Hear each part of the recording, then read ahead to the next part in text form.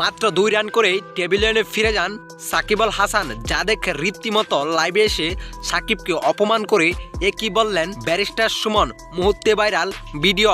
দর্শক, আজ বিপিএল এর তৃতীয় ম্যাচে মুখোমুখি হয়েছেন রংপুর রাইডার্স ও বরিশাল। যদিও এই দুই দলে আছেন চিরপন্থী দুই ক্রিকেটার সাকিব আল হাসান ও তামিম ইকবাল। এদিন টসে জিতে ব্যাটিংয়ে নেমেছিলেন সাকিব আল হাসানের রংপুর রাইডার্স।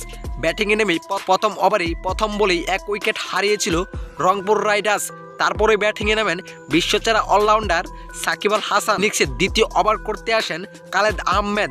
এই ওভারে 2টি উইকেট তুলে নিয়েছিলেন খালেদ আহমেদ, যেখানে নিজের লাস্ট বলে সাকিব আল হাসানকে বোল্ট আউট করে ফিরিয়েছিলেন খালেদ আহমেদ।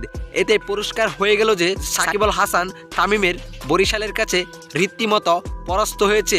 এদিকে সাকিব আল হাসানের এমন আউট দেখে রীতিমতো লাইভে এসে ব্যারিস্টার সুমন বলেন, বেশি লাফালাফি করলে এমনটা হওয়াই উচিত। এবার রংপুর রাইডার্স বুঝবে সাকিব আল হাসানকে নিয়ে তারা যে একটা ভুল করেছে।